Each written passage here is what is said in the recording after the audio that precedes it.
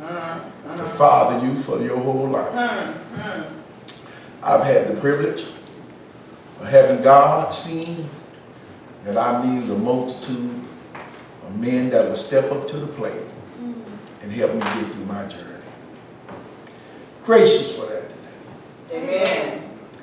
I got to call their names because when you don't call names, it is an assumption that you have not truly appreciated the fact that they took time to invest in your life. When you're too busy to call them, to remind them that you've been an essential part of my experience, and when you're too busy to remind others that I realized that I would not have made it this far in my journey had not God assigned these men to my life. Right. From the earliest that I can remember, I must call my biological father because without his seed, then I'm not here. Yes. Irvin Dale Dinkins. I must also, in terms of call my father who fathered my sister and my brothers, and he never ever allowed me to feel that I was lesser, Archie Lee. Yes. I must call the man that raised me since I was a little boy, 6 years old, when I showed up at his doorstep on a permanent basis for him to raise me until I became a grown man and continue to be wise counseling to me and an example of what a good man is, John L. Gillespie. I must call my first spiritual father from all that I would know, that when a little boy shows up in church and I'm at church for donuts and a whole lot of other reasons. Henry Allen King. Must call father who cheated, Mr. Jones, who was my godfather. I spent the summers at his house. Pastor H.A. King was his son. I spent the summers at his house. It was there where he attempts to smuggle me away from my family, but because of my mother's wishes, we can't divide her children. I must thank God for my spiritual father that at 17 when I came to Christ, and coming to him meant salvation, but when he came to me and told me to serve him, it was W.J. Parker who says at 17, I will give you a chance to prove that you've been called to serve him. Amen. I must thank God that when I was away and at 18, and Ralph West, who became my spiritual father, who would lead me into much of knowledge and consciousness of God, that would introduce me to one of my fathers and mentors by the name of Dr. John Mangrum. I must call their names. Give me this minute in here without rushing, because if it's anything that God used me to serve you, then I'm only here because they've served me. Yes. I got to call Pastor Hightower at times when you don't know when men need fathers.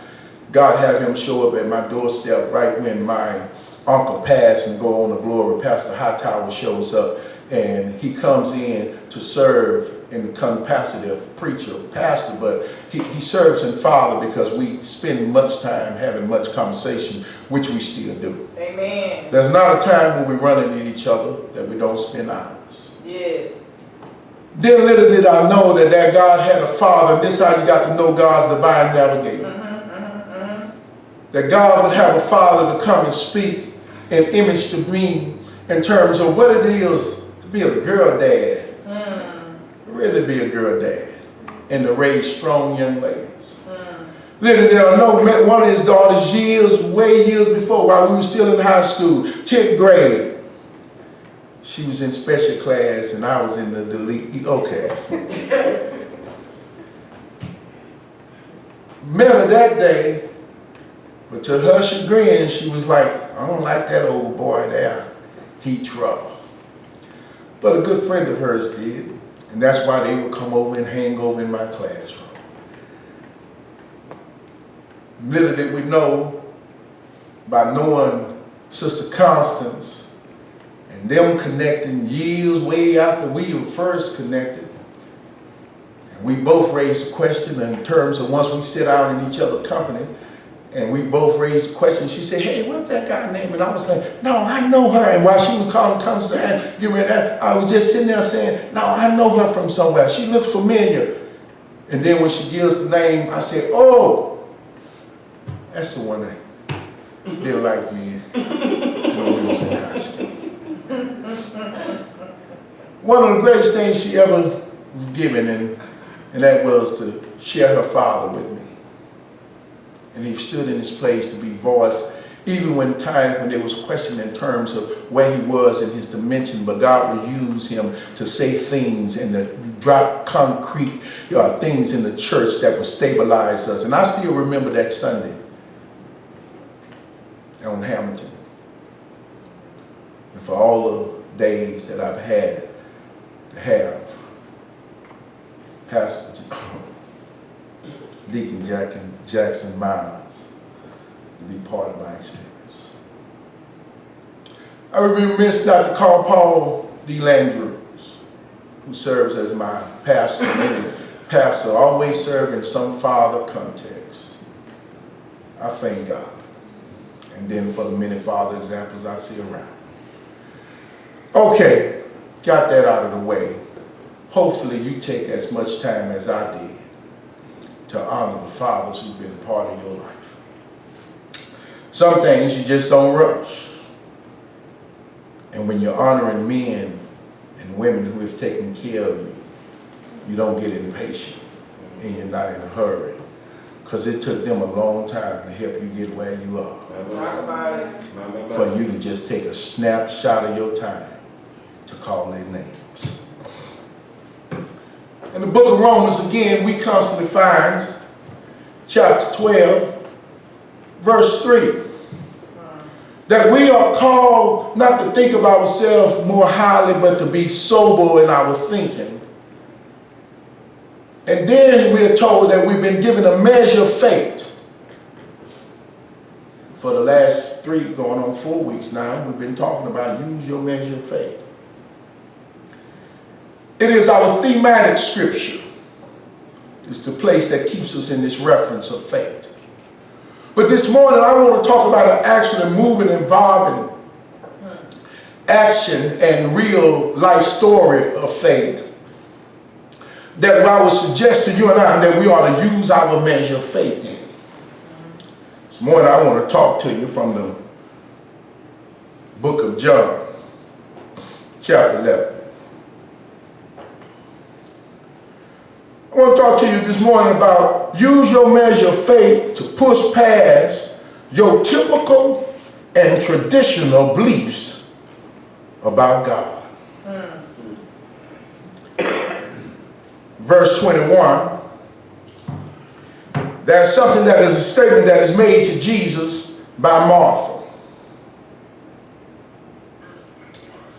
In verse 20, in verse 33, that's a typical thing that is mentioned in Jesus. Listen, in verse 21, you hear him says, Martha says to Jesus, if you would have been here, my brother would not have died. About 10 verses later, Mary shows up. You remember Mary, the sister who sat at his feet, who got all the doctrinal training and teaching of Jesus. You remember Mary, who wasn't a worker and a busybody and an active person. She was more of a kind of sit down, take in, learn person. Jesus says that she had chose the best thing by being a listener of the word and to sit at his feet. But it's amazing to me that even when we sometimes choose our best, that when we're at our worst, we don't demonstrate the best that we've chosen. Right. And her, like Martha, says to Jesus the same thing. Right. If you would have been here, my brother would not have died. Let me help you this morning. And we kind of set our heads there. And when we talk about beliefs are not necessarily faith, but faith is always connected to beliefs. We talk about use your faith to move you past your typical and traditional beliefs about God. There are some beliefs about God that you and I have. We have not learned it through the actions of faith. We've learned it because they either been transferred to us or it's been the tradition in which we lived in. Most people think belief is faith. And they address their faith in the context of beliefs. Right. Not knowing that your belief ain't necessarily connected to your faith. Right. Because beliefs is the existence of what is already there. Beliefs, we get there, you get the word be from beliefs, you know that that's a state of being. And so I can have beliefs based upon what is already there. Based upon what somebody already told me, based upon what I've been traditionally taught, based upon what is typically shown. And so therefore, I come to a set of beliefs not knowing whether or not they are true, not knowing whether or not they are my reality, not knowing, and I accept them because they've been passed down to me by other people. I was born into the reality of certain beliefs. And because I was born into the reality of certain beliefs, I conduct myself according to those beliefs.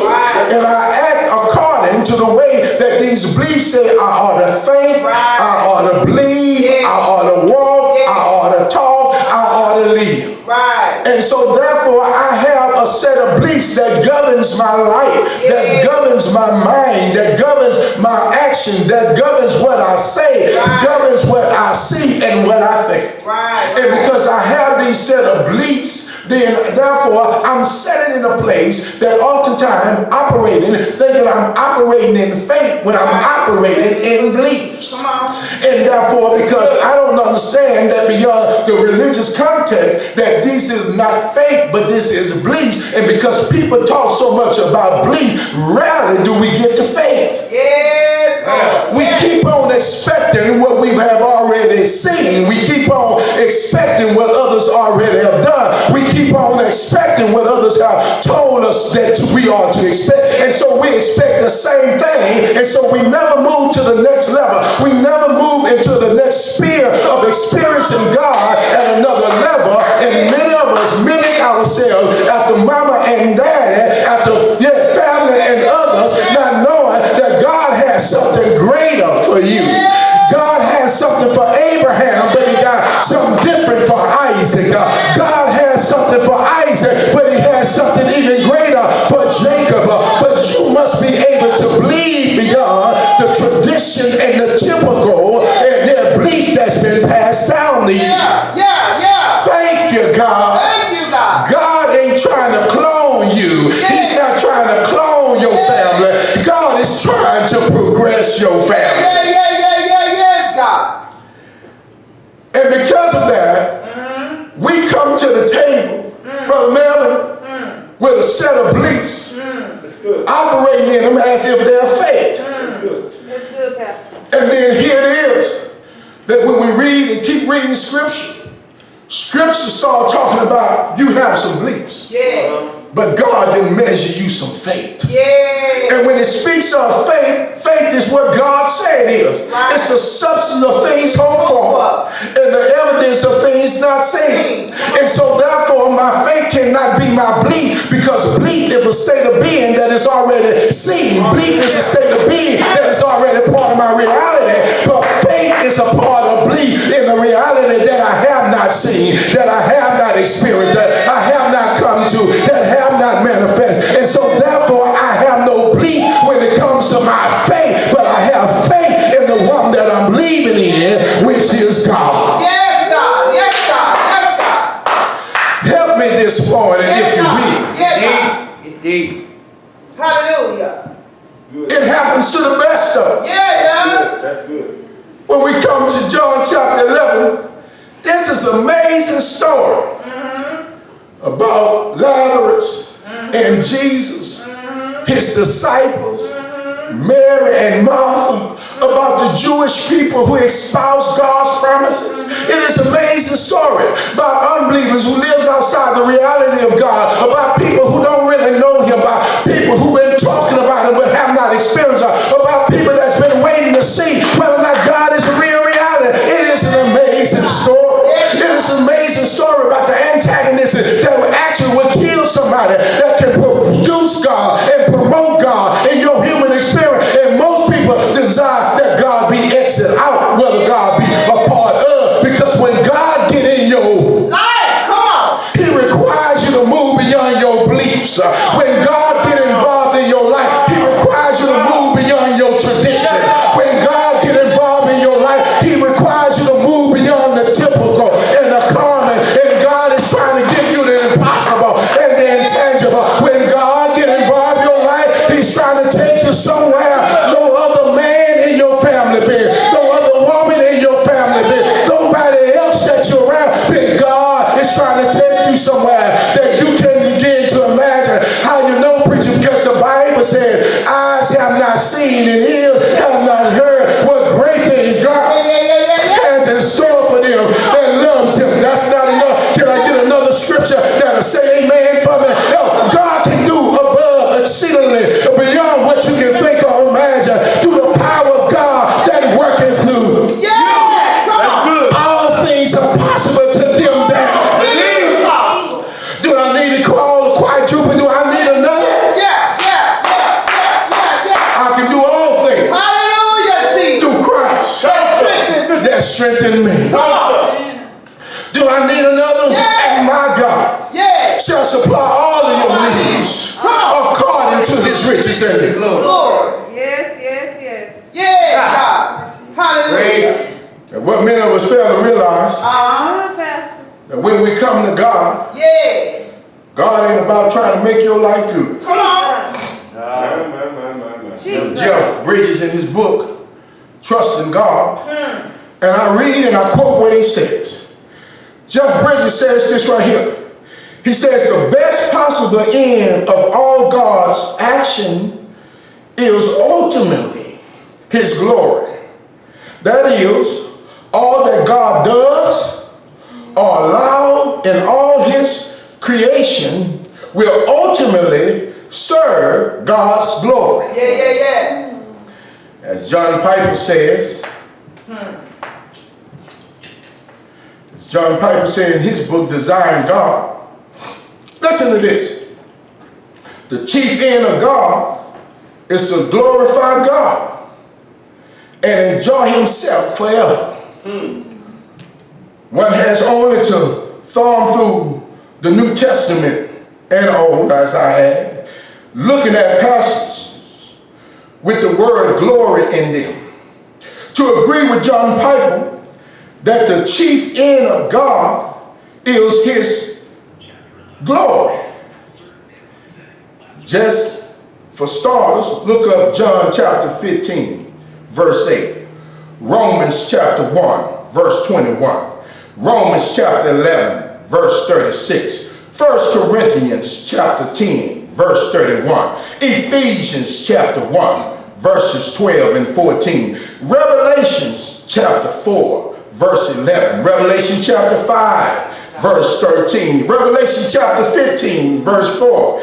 Everything that is included in the concept of God's glory is a mystery we cannot fully comprehend. Yeah. But we do know that it involves display of all his grandeur and his wondrous perfection, including the perfection of his wisdom. What Jeff Bridges just said to you and I, along with John Piper, that at the end of the day, the reason why God created you and I was not so you can have a good life, but so that he may get glory. Yes. When he said, and I don't care how many times that you think it's all about you, it's all about God. Yes.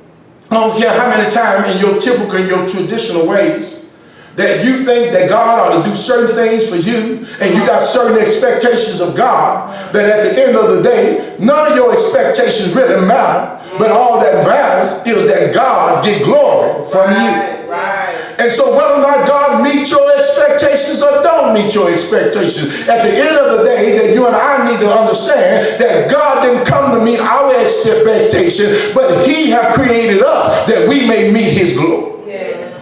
That's good. Yes, God. Let me give you point number one. Just in case you think that I'm just on the tirade of this conversation and dropping words on you, I just want you to make sure and understand that that God have carefully given us what we have today.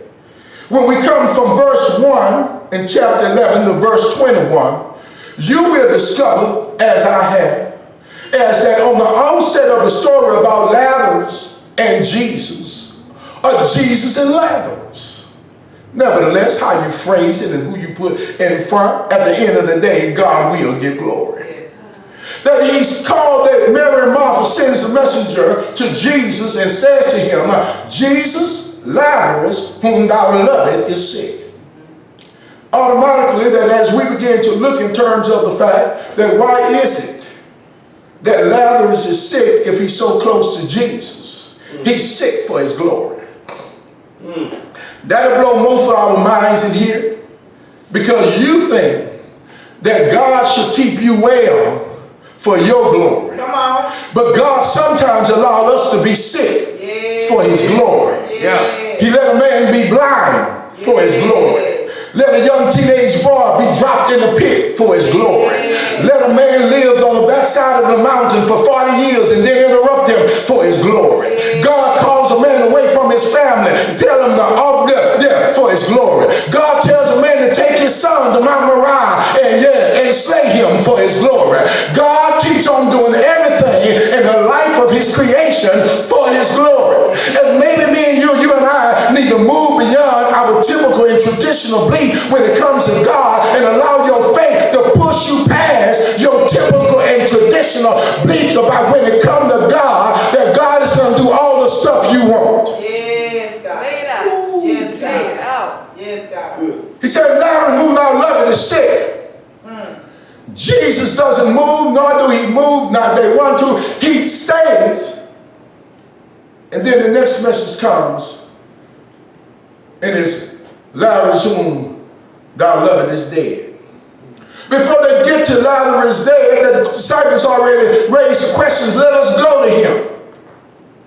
Always amazed me how it is those that are being disciples at some point or another become the one that want to direct the discipler.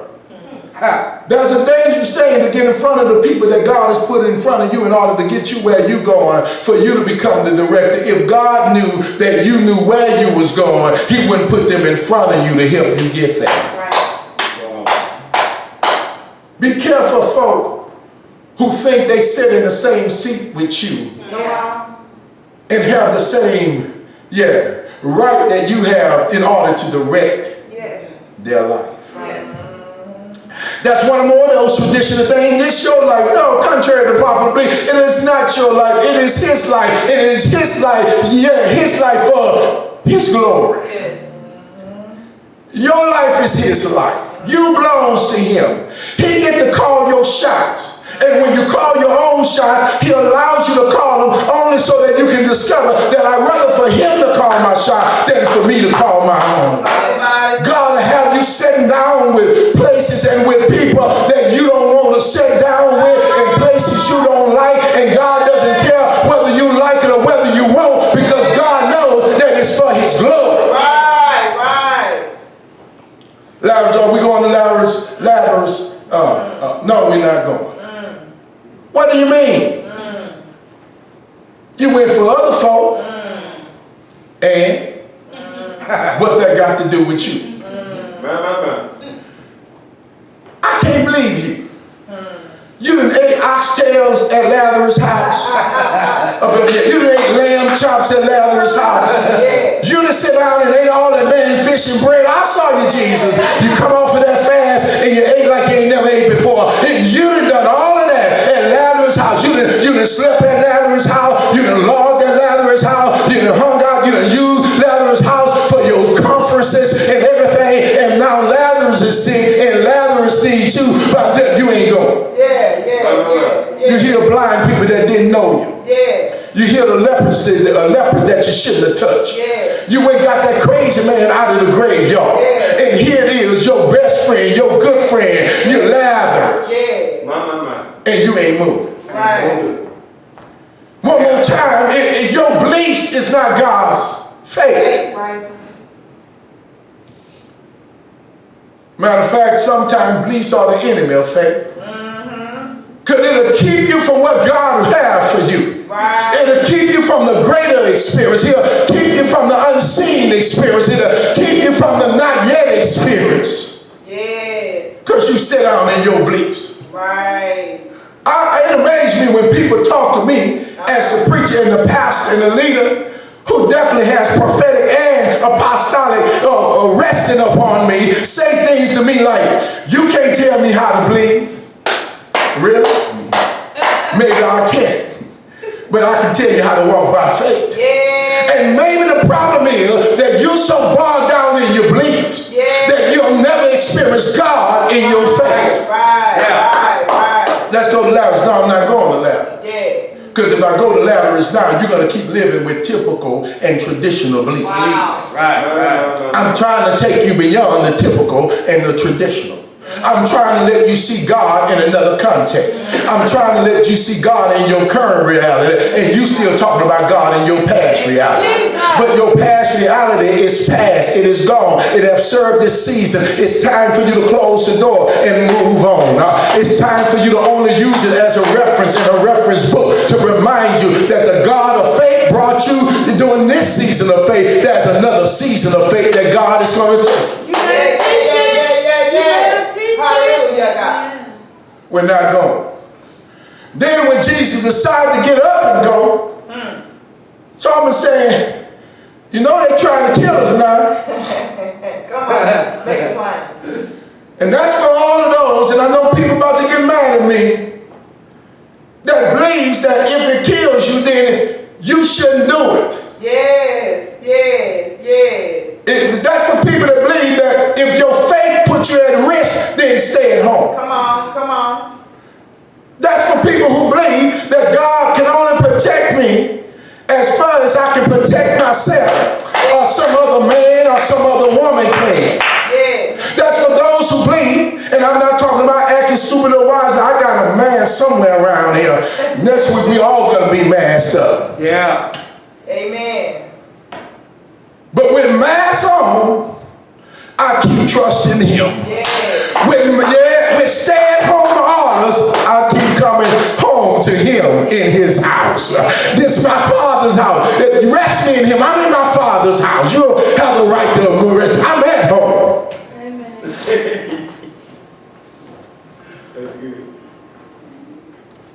He says to him, don't you know they're trying to kill you? The Jews trying to kill you, Jesus.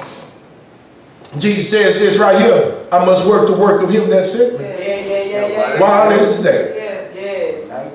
When the night comes, no man can work. Jesus says I must work while I'm alive. And if they kill me, which they will, then cool, my work will be done. Many of us in this room doesn't realize that some of us, God intended for you to die while you're doing the work. Yes, Lord. One more time. Do I need to go back to read to you what Jeff Bridges said, that the ultimate reality of all experience is to give God glory. And if you don't believe that, believe the many martyrs that have died for the faith, have died in the act of faith. If you don't believe that, believe that even the Christ who dies for the faith. Because God intended for him to die for the faith while he was, operating in order, in faith. He died on the cross still. God has measured you a measure of faith to push you and I past our typical and traditional beliefs. And there are people in this room that you're ready for something different. Come on. but you're still holding on to your old beliefs. Yeah, yeah, yeah, yeah, yeah. You want greater, but you won't move by faith. Right. Yeah, you want more, but you won't launch out into the deep. Yes. You want what you don't have, but you ain't willing to walk, in a direction where you can't see. Yes. Not only is God trying to move you and I past our common beliefs, our typical and common beliefs, but the other thing God is trying to do in our lives is to push you past, to use your measure of faith, to move you past your unbelievable expectations of God. There's all of us in this room that got some what is considered to be unbelievable expectations of God. You know those expectations of the things that God and that you wouldn't believe that God would allow to happen in your life. This is unbelievable. And because it's something that sometimes tragic, sometimes that debase you over against lift you. Sometimes it hurts you over against healing you.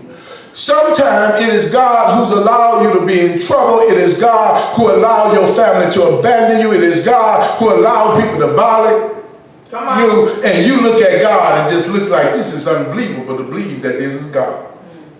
Anybody in here? Yes. Other than me? Yes. Have some unbelievable moments Come on. about God. That when you look at God and who you think He is, and what He ought to do for you, and how He ought to handle you, can I help you? Yes. We got those unbelievable. One of the things, and I can amaze, that was a little boy whose mother never whipped him, never gave him a spanking, not one day. Just so happened one day they was in the public, and the little boy did something to harm another kid. And the mother spanked him for the first time. And somewhere in between a wailing of crying, there was that puzzled look that he looked at the mother as if to say, I can't believe you hit me.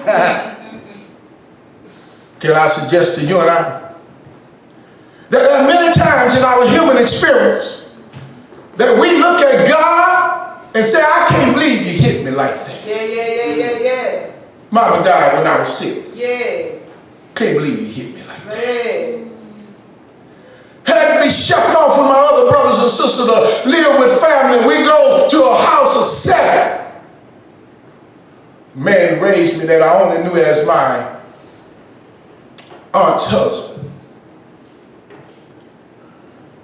From there, we lived in a community where I'm bullied, I'm broken, I'm trying to make the best of what this means to a 6 or 7 year old. I can't believe God would do that. Yes. Couldn't believe my cousin who lived in the house with us was drowned at 19. And as a little boy, I would watch the first time other than my mother watch a family member. Couldn't believe Uncle Bubba died, drowned in the bayou. Couldn't believe Henry Allen King, my first pastor, while he's in his early 40s, while he's in the recovering or restoring the kingdom of God, or restoring the church, and the church is booming and growing, and he dies one winter. Leaves me at 14 years old, trying to figure my way. Wouldn't believe that God would lead me to now try to figure out and navigate. I knew at 7 He called me to preach. Yes. And now at 14, I got to figure out how I navigate and who's going to help me get there. And the one man that I looked up to and expected and loved was no longer part of my experience. Couldn't believe. And while I was 28 years old, the woman who raised me and prayed me through and prayed me into the kingdom, that God would take her at 86. Not that He took her too early. He just didn't give me enough time to show the appreciation. Couldn't believe. 21, 22-year-old. Couldn't wait to be a father and God would take my first son, would crush me. After at 17, I told him I'd do your will. Couldn't believe anybody in here other than me got some unbelievable moments. And the only reason I'm talking about my stuff because you got to talk about your stuff in unbelievable moments in terms of when you look at God and you wonder, God, I can't believe you did that. I can't believe you let that happen to me. I got some more stuff, but at the risk of putting too much of my business out here so that the enemy can use it wrong. All right. But I got many moments when I just couldn't believe God would. And that's what Mary and Martha says. When they come to him, both says the thing, if you would have been here. Really what they said, I can't believe you didn't come.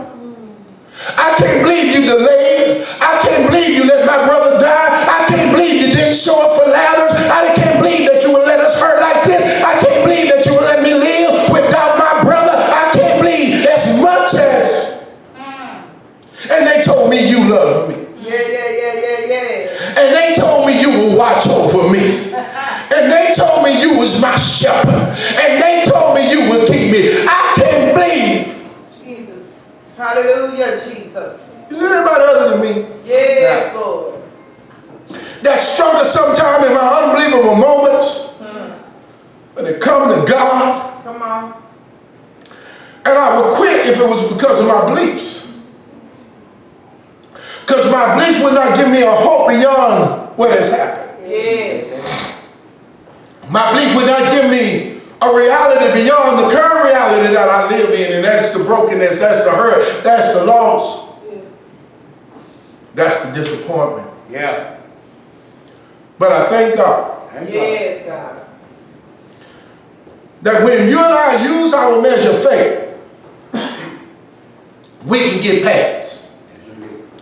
We can get past those unbelievable moments. Yes.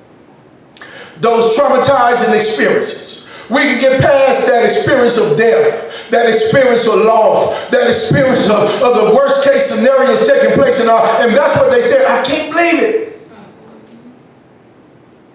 But I hear Martha says, but even now, Martha, remember she was the busy one, always on the go.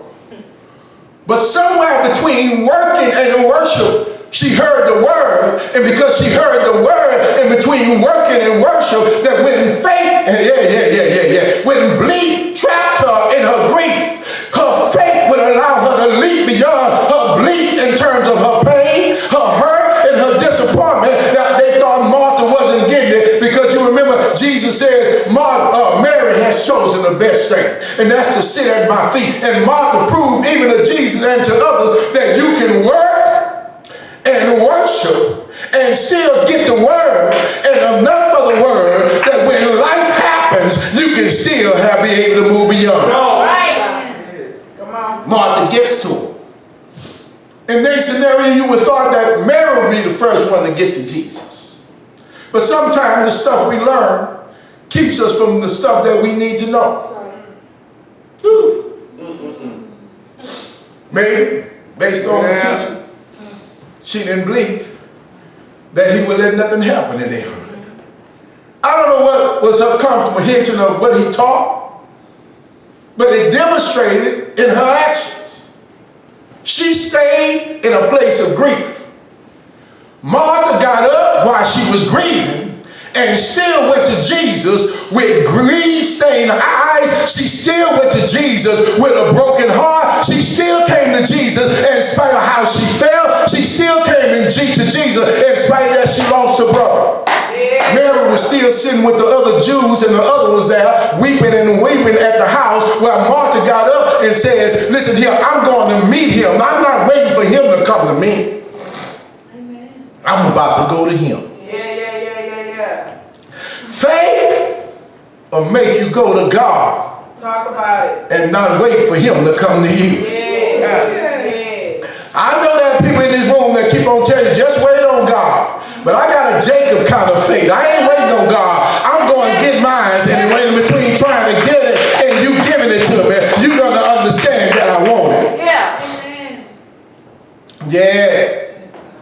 Which my voice will let me holler by right now. Yeah. But I'm trying to save it so I can have it for the next service. Let me help y'all with the last point and I'm about to leave you alone. Watch this. Use your faith, use your measure of faith to push you past your impossible expectation of God.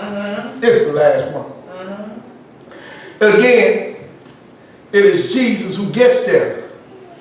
And once Martha had come to him, and Martha says again to him, if you would have been here, my brother wouldn't have died. Jesus is now moving towards the grave. You notice he never was moving towards the house. He always was moving towards his assignment. Wow. Wow. Somebody just missed that in the room. Because you're expecting God to make your house call, and God says, I'm not going to your house, I'm going towards my assignment. Wow. And if you're going towards your assignment, then you will meet me at the grave. Yeah. Somebody in here, you just missed that in this room. Let me say it one more time. You notice that when Jesus came in, he never made it to the house. Jesus was always moving towards his grave. Even when he told them, show me where you laid him, he already know where he laid because he know where his assignment is. But he needs them to know that he's about to take them somewhere where they have never been before. Show me where you laid him, because where you laid him, is where you laid your beliefs. Where you laid him is where you left your faith. Yes. I'm about to help you in this room because you don't believe I'm telling you the truth. Watch in the text, because remember Martha meets him first, but even Martha says to him, hallelujah, even Martha says to him, but even now, he says, well, show me, he'll get up in the resurrection. She says, I know he'll get up in the resurrection later on. Jesus looks at her and reminds her that I am the resurrection. Yeah. Oh. Yeah. Come on. Okay, we still messing with beliefs. Because she believed though he died, he would get up. She learned that in teaching, but when she didn't know that the one that taught her was the revelation of what he taught her, but she didn't know that he was the resurrection. Yes. Can I help you in this room? Yes. She said, I know he's going to get up in the last. Jesus said, no, I am the resurrection. Yes. What you're looking for, you're looking at. Yes. What you're waiting for is here right now. Yeah. But the issue is whether or not your faith can employ it. See, all of us is waiting for a resurrection on a certain day. And God says, I have a resurrection for you now.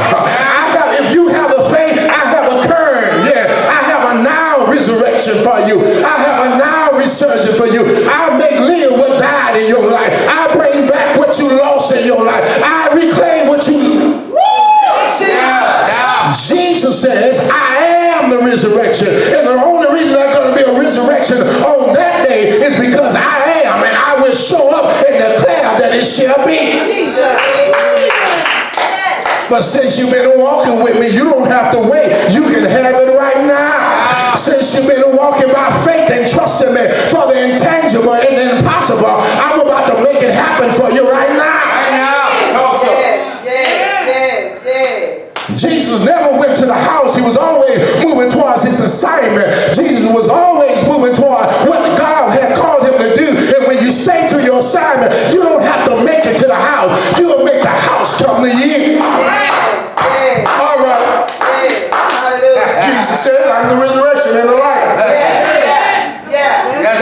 That's good. Yeah. Show me where you live. Yes. Now, Martha and Mary have joined the company of everyone else that walks in common belief. Mary is weeping, and Jesus weeps with her. And somebody said something profound. He loved Lazarus. I'm like, do it take me to cry so you can be convinced Yeah. Come on. that I love you? Yeah. And not the many times I've been to his house, Yeah. did not speak of my love for him. Yeah. Not the many times that I've taught his family, and as much as he given me bread, I provided for him bread, that the bread that I provided, he'll never run out. Never run out. Yeah. Some Jew come and believing people said he loved Lazarus. As if it was questioned because he didn't come when they wanted him to. Yeah. Can I help you in this room? Many feel with disavow the love that you have for them, all because they didn't come when you wanted them. Come on. True. I've shown you a lifestyle and life example of my love. And you have the audacity to question just because I couldn't make it on this time, on this date, in this moment, whether or not I love you. They says that he loved them. Jesus says, take me to the grave. Somebody says something else. By now he stinks. Basically what they're saying, it's impossible to help Lazarus now, because not only is Lazarus dead, but Lazarus is stinking. Show me where you laid him. And the scripture says, and they laid him to a cave where they had a rock in front of him. Jesus gets to the cave and where the rock is, and he says to him, move the rock. And it really, when you get the symbolism of that rock and a metaphor that it suggests that our beliefs always put a rock before the impossible things that God would happen and have happened in your life. Reason why you ain't experienced impossibility is because you have a rock. A rock of typical and traditional beliefs that you got from somebody else that does not live in your current reality, that does not have your issues, that does not have your needs, and you have now accepted your needs and your level of being able to know God at the level of somebody that knew God. Jesus says, show me where you laid him. If you trust me and you have faith in me, then I know that you'll believe that I have the ability to give resurrection to even that which are they that is dead. Oh, you got to really understand and grab at this and work at this, because it's really hard. Because why is it, Jesus, that you could have came, because now rationale could kick in. Now what we call common sense and good sense kicked in. Now you could have just simply solved this problem a few days ago by just walking a few miles and therefore bringing Lazarus, healing Lazarus while you're sick. He says, no, but that wasn't going to be your fake reality. That was the belief that you had. God is trying to take you beyond belief and move you into a sphere of faith. And faith is not belief. Faith is the substance of things hoped for, the evidence of things not seen. Belief is the belief in the evidence of things that is. It is belief in the state of being of what's something else. And if you want anything to get better in your life, and if you want to go further in your life, then you're going to have faith that believes that you have something for your life beyond what you're currently experiencing. Woo. I'm trying not to holler at him. But he suggests that you and I ought to use our measure of faith to move us past the impossibilities about God. Listen here, even though we call him God, we believe God has impossibilities. Theologically, you cannot do that. Theologically, God cannot have no restraints. Theologically, God cannot have no incapabilities. Theologically, God cannot have anything that he cannot do. God, if chose to, can even lie, but he can't, because if he lied, then the lie becomes the truth. God can do whatever he wants, when he wants, how he wants. It's subjected to the sovereignty of God, but the truth of the matter that if he's God, then anything he does becomes a reality of right and righteousness. Because at the beginning of the sermon, I remind you that everything is done, and it's done for his glory. And so if it's pleased God, then it is right. If it serves his glory, then it is right. If it made God happy about it, then it is righteous. Whether or not you and I see it righteous or not. Somebody in here looking at me as if, I can't believe you said that, preacher. Well, just take yourself as an example. There are many things in terms of your life that God should not even deal with you, but he dealt with you anyway for his glory. There are many times, why God should get a Rahab who done all this prostitution all of her life and then invites her to be part of the new kingdom. But it served him glory, so he did it.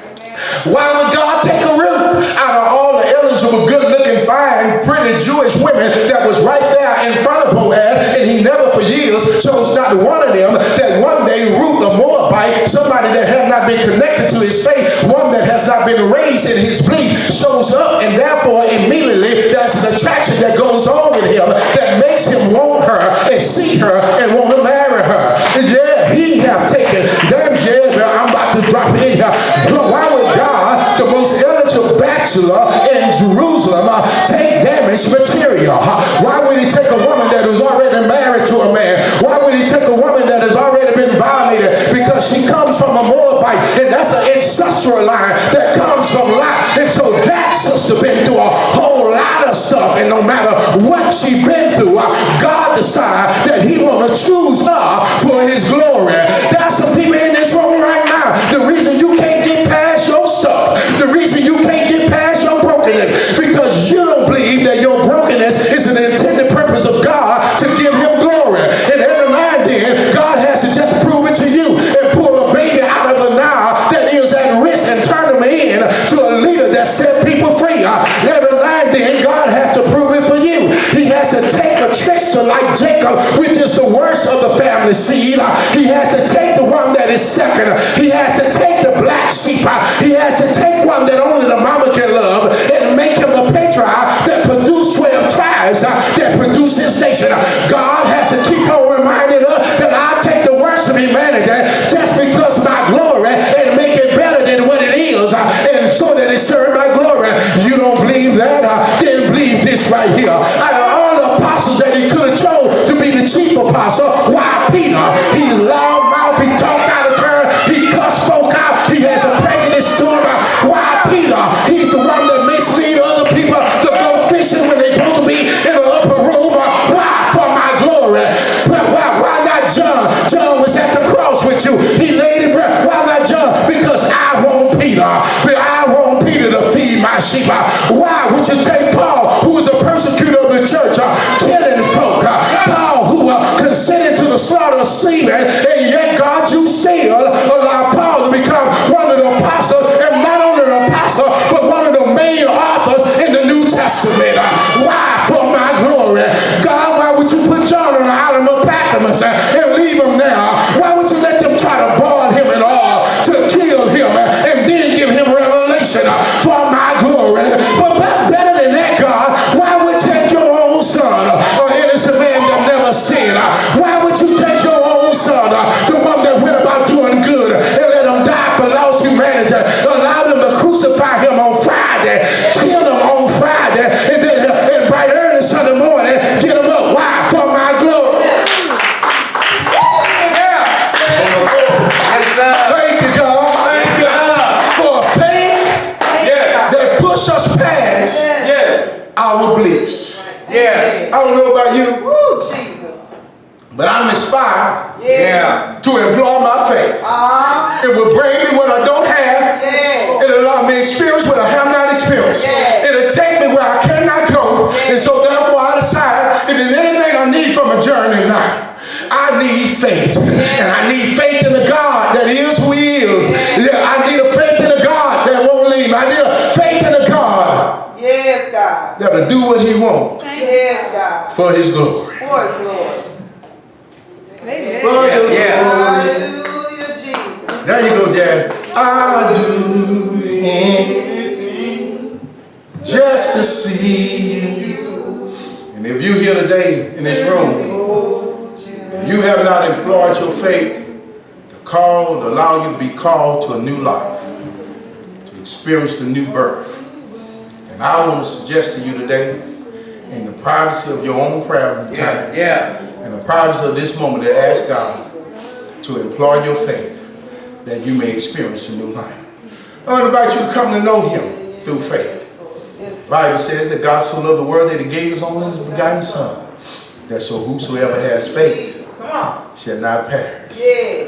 but have everlasting life. Yes. Amen. Amen.